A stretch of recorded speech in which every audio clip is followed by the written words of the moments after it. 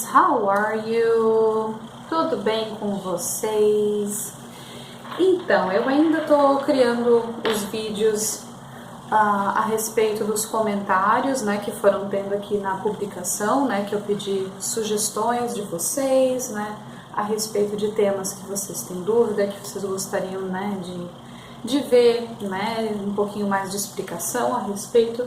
E o Joernisson, eu espero que eu esteja pronunciando corretamente, senão I'm sorry.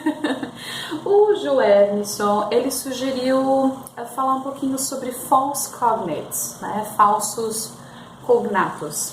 Então, primeiro, o que são cognatos, né?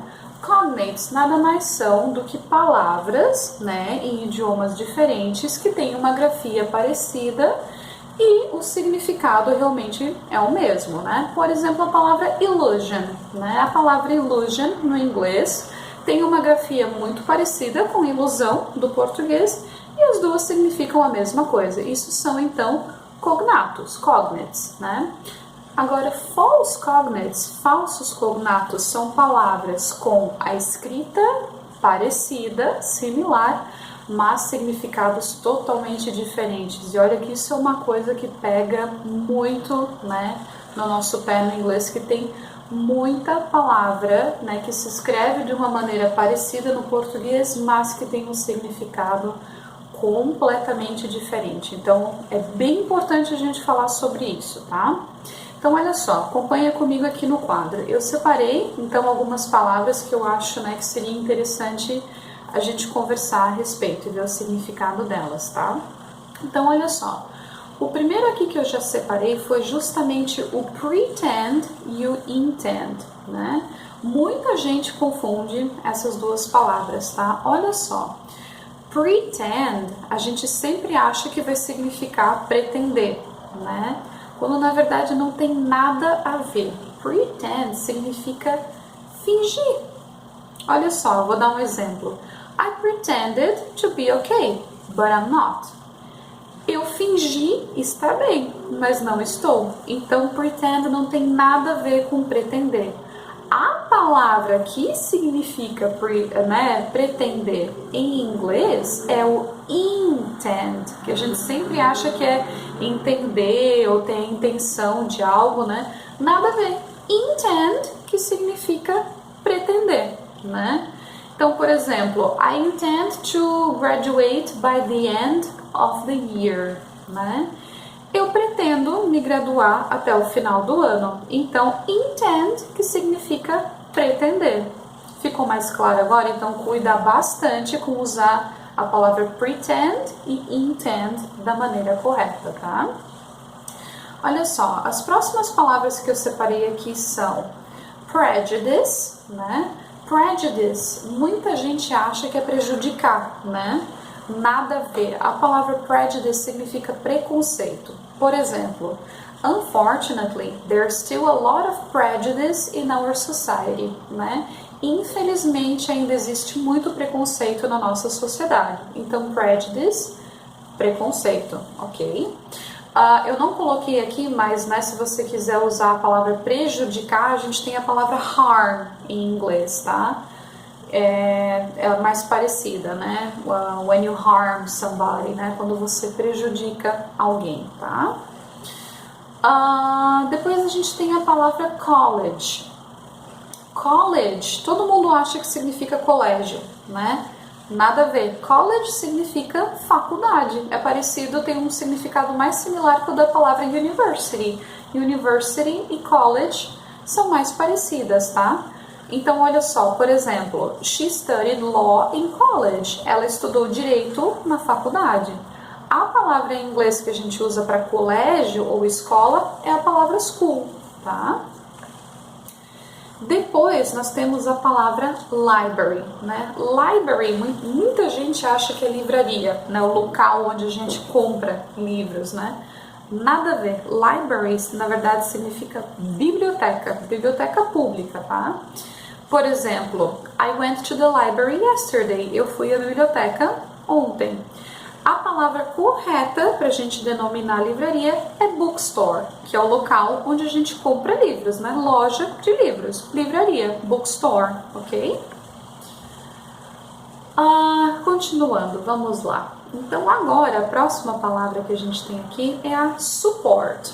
Muita gente acha que a palavra support significa suportar, né? Aturar alguma coisa. Nada a ver. Support significa apoiar alguém. Por exemplo, I will always support you, né? Eu sempre vou apoiar você. A palavra correta para, né, aguentar, suportar no inglês é o stand. Por exemplo, I can't stand waking up early, né? Eu não suporto acordar cedo, tá?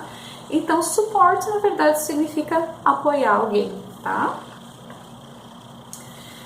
Depois, no próximo quadro, nós temos a palavra lunch. Bom, essa aqui eu imagino que vocês já devem lembrar, né? Do breakfast, lunch, dinner, mas mesmo assim não custa a gente colocar, né?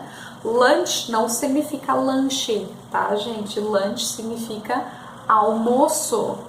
Então, I always have lunch at noon. Eu sempre almoço ao meio-dia. Se você quiser fazer um lanche, né, lanche da manhã, lanche da tarde, você pode usar a palavra snack, né, para um salgadinho, alguma coisa assim. Então, o correto é a palavra snack, não lunch. Lunch significa almoço, uma refeição, tá? Como breakfast, né, café da manhã, e dinner, que é janta, tá? Aí, em seguida, nós temos a palavra anthem. A palavra anthem não significa antena, tá? A palavra anthem significa hino. Hino nacional, por exemplo. We sing the national anthem at school, né? Nós cantamos o hino nacional na escola. A palavra correta para denominar antena de celular ou de carro, enfim, é antena. É bem parecida com a do português. Essa aqui a gente pode chamar de cognato, porque se escreve bem parecido e o significado é o mesmo. Mas mesmo assim a gente ainda às vezes confunde anthem com antena, né? Antenna, ok? A próxima palavra que a gente vai ter aqui é a palavra parents. Também eu acho que é uma palavra que aparece muito, né, quando a gente está estudando inglês, mas não custa lembrar. Parents não significa parentes, né? Parents significa pais, quando a gente está se referindo à nossa mãe e ao nosso pai, né? Por exemplo, I love my parents, eu amo meus pais. A palavra correta para a gente falar sobre os nossos parentes é relatives, ok? Depois nós temos a palavra costume, né? Costume a gente sempre acha que é costume, costumar fazer alguma coisa, né? Não, tá? A palavra costume significa fantasia, né? Fantasiar-se, ok? Por exemplo, I wore a fairy costume at the party, né? Eu vesti uma fantasia de fada na festa, tá? Quando a gente quer dizer que a gente costuma fazer alguma coisa, a gente usa a expressão used to, né? Por exemplo, I used to go to the supermarket once a week, né? Eu costumo ir ao supermercado uma vez por semana, ok? Em seguida, nós temos a palavra fabric, né? Fabric também, a gente sempre imagina que vai significar fábrica, né? Não, tá? A palavra fabric significa tecido. Por exemplo, I prefer cotton fabrics. Eu prefiro tecidos de algodão, ok? A palavra correta para a gente falar fábrica em inglês é factory, certo? Depois, em seguida, nós temos a palavra lecture, né? Que muita gente acha que significa leitura, quando na verdade a palavra lecture significa palestra. Por exemplo, I had a lecture on e-learning yesterday, né?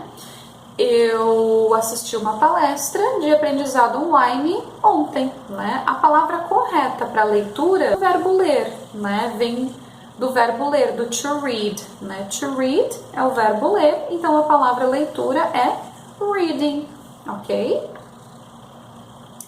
Depois nós temos também a palavra novel, né?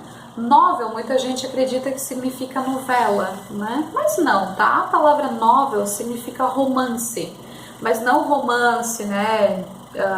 De casal, digamos assim, né? É aquele romance de, eu vou ler um romance, eu preciso ler um romance para a escola, né? esse é o novel, tá? I love reading novels, né? Eu adoro, eu amo ler romances, né? A palavra correta no inglês para a gente denominar novela, essa de TV, é soap opera. Nome engraçado, né? A tradução literal de soap opera é ópera do sabonete. Esse termo aqui, uma curiosidade rapidinho, né? Ele vem porque justamente entre os comerciais, né, de novela, sempre tinha muita propaganda de sabonete, né? Então daí que vem o termo soap opera, por ser voltado mais para um público feminino, né? Tinha muitos comerciais de produtos de beleza, incluindo, né, os sabonetes, então acabou ficando soap opera para novela, tá? Depois a gente tem a palavra realize, né? Realize, a gente sempre acredita que vai significar realizar, né? Só que não, tá? Realize significa perceber. Olha só, I realized we're out of milk. Eu percebi que nós estamos sem leite. A palavra correta para o realizar seria o termo em inglês accomplish, né? Quando você realiza, você conquista alguma coisa. Accomplish, ok? Depois a gente tem a palavra actually, né? Actually a gente sempre pensa em atualmente, né? Actually, atualmente, mas não, tá? A palavra actually significa na verdade. Por exemplo, actually, I prefer black coffee. Na verdade, eu prefiro o café preto, né? Se você quiser usar a palavra atualmente em alguma frase, você vai preferir utilizar o nowadays ou o currently, ok? Depois a gente tem também a palavra, essas duas aqui também, olha, essas pegam muito no nosso pé, as palavras pull e push, né? A gente sempre confunde essas duas, né? Olha só, então o pull, a gente acha qualquer coisa, né? Pular, enfim, menos puxar, né? Então, por exemplo, a frase I pulled the rope significa eu puxei a corda, né? Enquanto que a palavra push não tem nada a ver com puxar. A palavra push significa empurrar, né? Por exemplo, I pushed the door to get in. Eu empurrei a porta para entrar. Então, cuida muito com as palavras pull e push. Essas aqui são realmente pegadinhas, tá? Então, voltando. Pull, puxar, e push, empurrar, né? Muita gente quando vai para os Estados Unidos ou enfim, né, qualquer destino aí e vê as plaquinhas de pull e push nas portas, sempre fica lá, né? Todo mundo conta, né? Que fica preso ali na porta, não consegue nem entrar nem sair. Por isso, tá? E essa última é um bônus, tá, gente? A palavra Fußball, que vem do alemão, né? Fußball, né? Só que a gente usa a palavra Fußball em inglês para falar sobre o pebolim, né? O jogo de pebolim, tá? Então, a palavra correta para a gente falar o futebol, né? Então, aqui primeiro a gente vai falar do inglês americano, tá? Então, para a gente falar futebol no inglês americano, a gente usa a palavra soccer, né? E para a gente se referir ao futebol americano, usamos a palavra football, ok? Enquanto que no inglês britânico, né, a gente usa a palavra football para futebol normal, e quando a gente quer falar do futebol americano, daí sim a gente usa o termo American Football, tá? Então, gente, é isso. Espero que vocês tenham gostado do vídeo, né? Eu escolhi algumas palavras que a gente utiliza mais, lógico que tem muitas outras, né? Sempre importante você estar pesquisando, né? Indo atrás, né? E se você tiver mais alguma sugestão, né? Você achar, essa palavra aqui era importante ter comentado, né? A teacher não colocou no vídeo, coloca aqui nos comentários, de repente a gente pode fazer um próximo vídeo colocando mais algumas palavras, né? Se você tiver sugestão também de outros temas que eu posso estar gravando vídeo para explicar, fica à vontade, coloca aqui nos comentários, tá? Mas por enquanto então é isso, tá? Kisses, big hug and bye bye!